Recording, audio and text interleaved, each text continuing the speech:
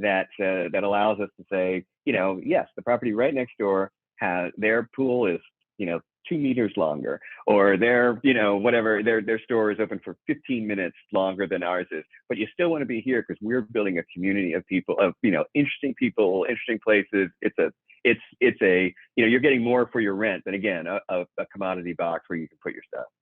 Welcome to the How to Scale Commercial Real Estate Show.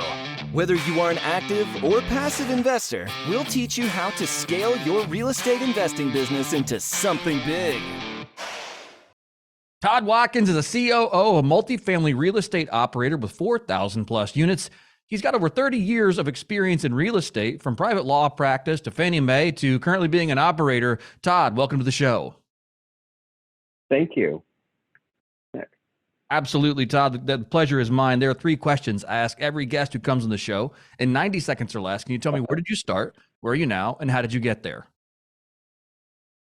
So, okay, it's interesting. Where did I start? There are a couple answers to that, but I think the one I'd like to say is my earliest memory is being told that for the summer of 7th grade, I was going to go paint apartment units because my father owns 10 small apartment complexes in Philadelphia. And he would tell you, if he were, God rest his soul, he's not around, but he would tell you that is how he paid for me to go to college, because he had worked for the Philadelphia public school system for, decades. And having a kid who he put into private school, it didn't pay. So he went out and bought apartment buildings. And so that's how I got my start in the apartment business. How did I got my start? How did I get to where I am? Was that the second part of it? Where'd you start? Where are you now? Yeah, so now I am the Chief Operating Officer and a partner at Realty Partners. We have about just over 4,000 units. We're in 9 markets, from greater DC to a couple of markets in Virginia, North and South Carolina, and then when we flip over to the bigger markets in Texas, Houston, we're in San Antonio, Austin, and Dallas. Mm-hmm. And so, I got there, when you said I had 30 years experience, all I could think of was, man, I'm old. And I got there the long way. I got there by virtue of being a private lawyer. I got there by being in a department that worked with real estate developers, et cetera, but primarily did a lot of work with Fannie Mae. And I was living in Los Angeles. And, I'm from Philadelphia, kids need their grandparents. All of a sudden I found myself back on the East Coast with working for Fannie Mae. And I was up late doing a deal. I was still in private practice, but I was up late doing a deal with a guy from Goldman Sachs. And he, asked me a couple of questions. He went off, I asked me to add some numbers together. I did it, kicked back to him. A couple of days later, had to do the engagement letter for his firm, found out that he was going to personally make more than my entire firm was. And I realized I was in the wrong part of the value chain. And at that point, started off working my way over to the business side at Fannie Mae, and then with a partner, had left about 18 years ago, and started a couple of things. We had a real estate consulting practice before we finally joined up with somebody else and created Railfield. Wow, that's really, really cool. I mean, there's so many. I wish this podcast were longer, because I'm sure just the things that your kind of insider's knowledge, and I know things have probably changed since you've been there, but your insider's knowledge of how Fannie Mae works, how to get loans done, just kind of all of that component has got to be somewhat of an advantage, hopefully, for you in what you guys are doing today. Having had that experience from the private law side, from being inside of Fannie Mae, now to an operator with over 4,000 units under your ownership, like where are things going? What are some challenges you guys are looking at right now? I mean, there's trouble in the water, I think, but tell me. Sure. I mean, I think there are a lot of challenges. They're on the one hand, finding people. I think the pandemic and times we've come out of the pandemic have made a lot of people change their ideas of how they want to spend their lives and what they want to do and how hard they want to work, and hasn't unfortunately changed my investors' views of how much they want to make and how much they want those people to work. And so there has been a real tough time in getting quality staff. I mean, just bluntly putting, the turnover has been much greater. The numbers of people who are good are asking for a lot more, but they're also willing to leave much faster. So there was a time when it was sort of easier to have a team that you felt you could count on, and they would be there for you at least for a little while. And now, we fight for people every single day. The amount of time that people are spending in their units, what they're looking for in units has changed. So the product type and how quickly we have to keep things going to make sure that people want to be there. But I guess maybe the greatest thing, and I see, I know it's only 15 minute podcast, but I'd say, to my mind, I think there's some measure of the philosophy has got to change in that, or is changing, and it needs to be changed in that we used to sort of think of it as something of a commodity product, right? It's a box where people put their stuff. And now I think because it's a box where people put their stuff, you have to have so much more. And that's one of the things at Realfield is that we try and build communities. And so we're trying to create not just a place where someone can dump their stuff, because let's face it, as soon as I build, the next door is going to be something shinier and brighter and newer. So I've got to create an atmosphere where people want to live, not just where, the cost of them moving is going to be higher than staying in my place. Yeah, those are all very, very, I think, interesting challenges that we're facing right now, especially on the staffing side of things. Are you finding that across the board it's a staffing challenge? Are there certain entry level, mid level, executive level differences in retentions? It's across the It's across the board. I mean, it's easy to say it's hard to keep maintenance people. That's, they're the piece, that little bit of gold that everyone is searching for. Great maintenance people are just, so few and far between. And when you get them, all you want to do is make sure that, their phone only takes your calls and doesn't take them from anybody else. But you see it at sort of every level. And, I think that there has been a traditional path. This kind of goes to what I was saying before about the philosophy, but there's been a traditional path, at least also on the leasing side, where you go from, you start off as an associate, you move up to be a leaser, you have to be assistant manager, you have to be a manager, and then a regional and potentially beyond. And I think that some of these properties and some of the numbers are getting to be so big that, that path requires more than just having sat in the previous seat for, at this point, it could be 6 months, that with the turnover so quickly. So there is, I think, there are changes and differences, and some of the expectations that people have that they're just going to go to the next level doesn't necessarily meet our needs when you actually get to the next level. They would have benefited by being in that previous seat a little bit longer in particular. But between that technology, and the demand of tenants or residents, it's there at every level. There's a change, and it's hard to hold on to people.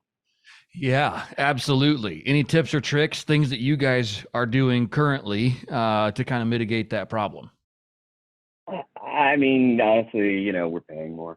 I mean, I think that's we want to change the paradigm. I'd really love to be able to have different entry points for different people and find a way to make them be contented where they are, so that everyone's not just looking at their boss, as a way to get that next job. But the truth is, it's such a fragmented market. There are just so many owners and operators out there that everyone's trying to steal talent from somebody else. And so from what we're seeing right now is we just have to pay more. Right. And for stars, we're willing to do it. And I would just say, it might be, if I could make a commercial for us in the markets where we are, if you're a potential manager out there, for stars, we are willing to do it. We're absolutely willing to pay more, and we have to. But I mean, I think that these are, like I said, these are getting to be good sized businesses. You buy a property for $60 million, you don't just turn it over to anybody. So the difference of $6,000, $8,000, $10,000 in a manager's salary on a business that size means nothing. So right. Yeah. No, it absolutely doesn't. You talked about how the philosophy kind of needs to change as it pertains to the tenants. Before we get to that, what outside of pay more, is there a philosophy that you guys have had to change as it pertains to your staff? Sure. I will say, right now we are in the market for a concierge at a property in Dallas. right? The idea is it's no longer enough to have, someone who calls when your toilet overflows or someone who's not, we want to become a part of the community. We want to have, if, and I can tell you the name of the property, it's Skyline Trinity. I am talking to the city about having, a 5K start there, or what can we do to get our name out in that way, to have a concierge who sort of, they know all the restaurants, they know the places to go. They're a real resource that allows us to say, yes, the property right next door has their pool is, 2 meters longer, or their, whatever, their store is open for 15 minutes longer than ours is. But you still want to be here because we're building a community of people, of, interesting people, interesting places. It's a, you're getting more for your rent than, again, a commodity box where you can put your stuff. Right. No, that's really, really cool. And in that again, that plays to both staff and to tenants. Where so we've talked a little bit about the challenges that we're facing right now, how people are living. We've talked about employment and staffing challenges. Have we talked about insurance and kind of the things that are challenges on that front, and then how you're mitigating just the ever increasing cost of insurance? Yeah, that's a tough one. Honestly, that's what I'm dealing with right now. There have been a lot more once in 1,000-year events that seem to have hit, particularly in parts of Texas, along the coast. At the same time, coming out of the pandemic, there are a bunch of insurance companies that have just left the market. And so the premium increases, renewal re-increases, that we're seeing are, 100%. I got one in April that was 80%, couldn't believe it. And then just recently got one was 120%. So I think that, and I know some of your viewers, listeners are smaller. I think what we're trying to find is programs to help small people get together so we can get some of the heft and the benefit of size that some of the enormous players in this business have. They can go out, they can create their own towers of insurance or even their own captive insurance companies. With my 4,000 units, I can't do that. But I know, but that's sort of some of the things we're trying to look at, is even combinations with other operators to see if there are ways to help us, get some benefits of scale. Because I think, and now I'm going to denigrate an entire industry I know nothing about, but I think the insurers are really looking for ways to just bring in more premiums than they're paying out in losses. So when they look at my portfolio and do their pricing, it's I have to have it, and I don't bring a whole lot to the party other than my 4,000 units. So if I can find ways to help people, some of the things that have been offered of, take an enormously higher deductible, that's like part of what the insurers are coming back to me with renewals on. I'm already taking more risk than I want to. So it's finding some way to be creative to get more people in to truly understand, or to have a good enough relation with my brokers so that they can really tell our individual story about some of our properties. So it's not just, east of I-95 makes it coastal, and so jack up the premium. It's this property is here, there, or the other place, and is not the same risk as you might generically think it is by just looking on a map. Right, so, man. Yeah, and that's a challenge. Absorbing that into your underwriting. Yeah. Well, so that's the thing, right? So what did we talk about? We talked about there's greater competition. You've got to pay staff more. I got 100% insurance increase. I can tell you that the local municipalities are not looking for less on their property taxes. It's an ever bigger challenge. It's fun, but it's an ever bigger challenge. Ever bigger challenge, but there's a reason you're still in it. So what are the opportunities? You saying I don't have any other skills? I'm not saying that at all. I'm saying you can do anything you want, and yet you choose to stay here in it. So no, clearly not. You have way more skills than I do. I promise you that. But what's the opportunity that you see right now? Oh, look, commercial real estate is, and so we're in multifamily, right? That's all we do. One of my partners likes to say, we don't know a lot about a lot, but we know a lot about this. Right. It's an incredibly fragmented industry. So, there millions upon millions, and I should have known these numbers, but millions and millions of apartment properties out there, and hundreds of millions of units, and the largest owner operator has about 100,000, 150,000, something like that. So it's an incredibly fragmented market. The challenge every day, there's a challenge in each one of these businesses, and coming up with strategy and figuring out how we can keep it best positioned to make the highest return. It's tangible in a way that you get to go in and see, say we should pay for something, and then 6 months later actually seeing it come to fruition. You go to apartments and you actually see kids playing on swings that you decided should be there. It's a lot of fun, actually. I mean, I suppose everybody finds the thing that they liked, or everyone should find the thing that they like to do the most. And I guess for me, at this stage of my life, certainly this is what I like to do the most. Right. Is there any strategy or anything, I guess, when you think about the multifamily space holistically, is there something where you're like, hey, this is where our niche is, and this is why we're staying here? Yeah. So, we don't develop. That's a whole different set of skills. So, looking at a piece of dirt and, turning it into a building. I mean, I could only pray to be that creative and to deal with all the headaches that go along with that.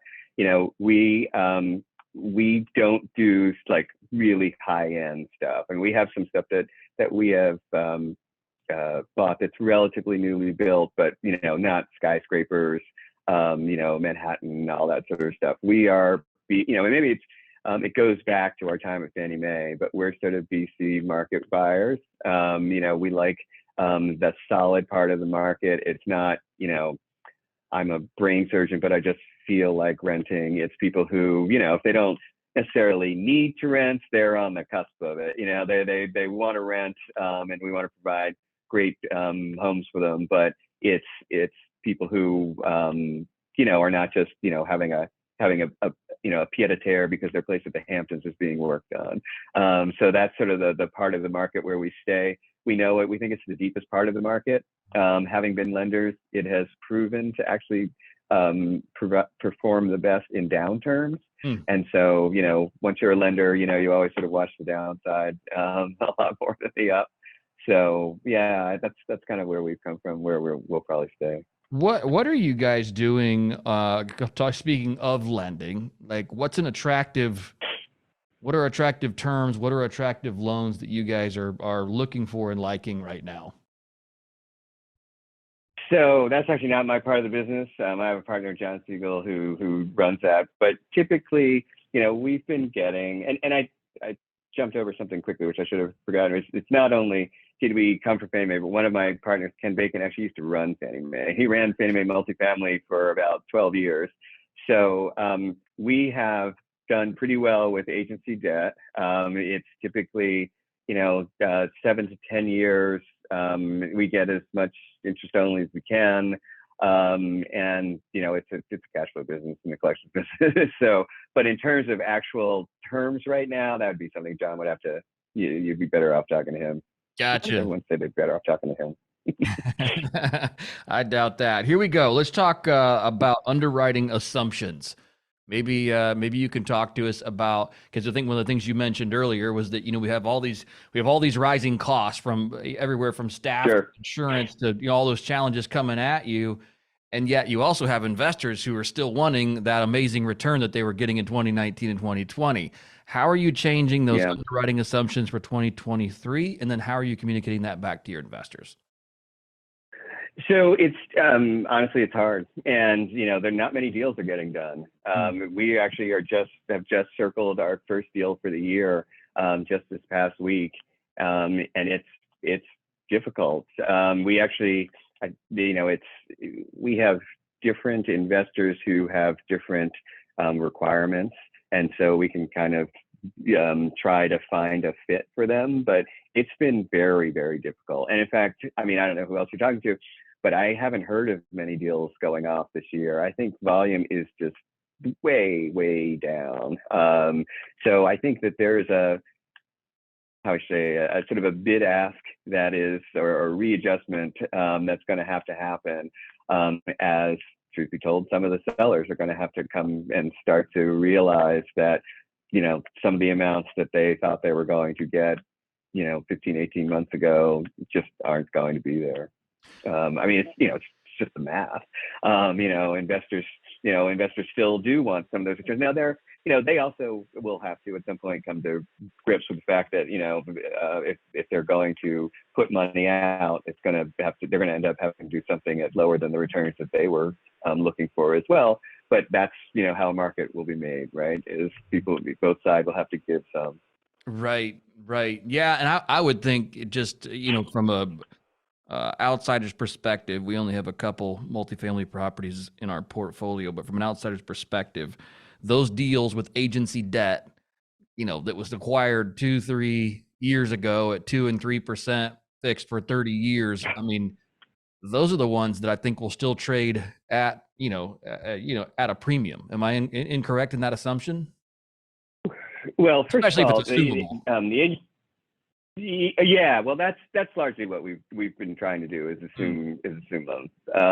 But again, remember, agents. So just so we're clear, multifamily tends not to have the 30-year debt. The standard product that comes out of Fannie is like a 10-year product. Okay. Single family will go out to 30 years, but typically on multifamily, it's 10. Sometimes you might see something out of FHA that goes longer, but I think it's typically 10 as the horizon. But yeah, that's where if you have loans that can be assumed that where the math works there, that's probably where the action is going to be.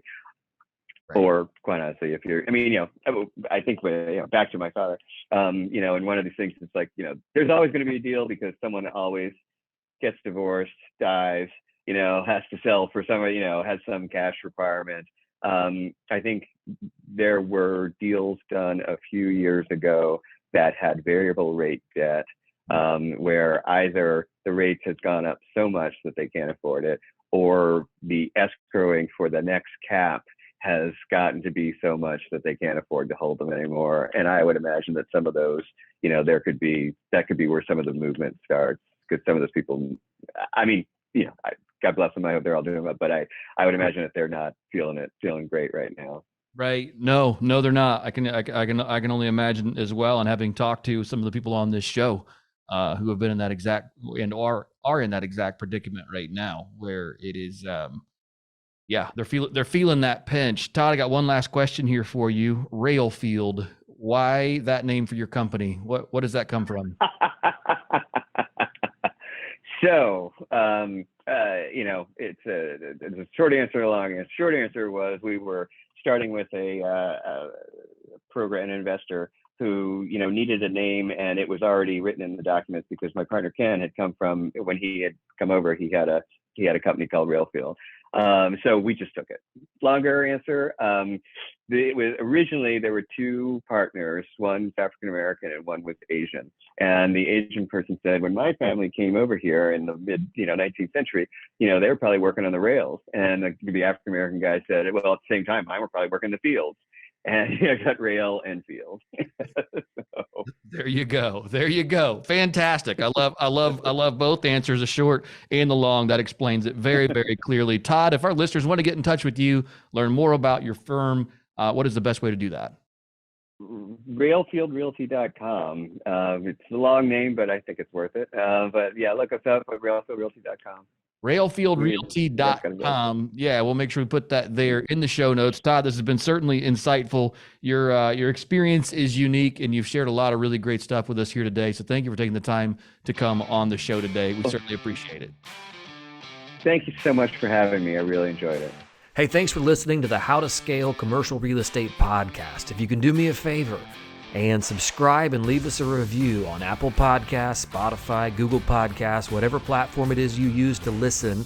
If you can do that for us, that would be a fantastic help to the show. It helps us both attract new listeners as well as rank higher on those directories. So appreciate you listening. Thanks so much, and hope to catch you on the next episode.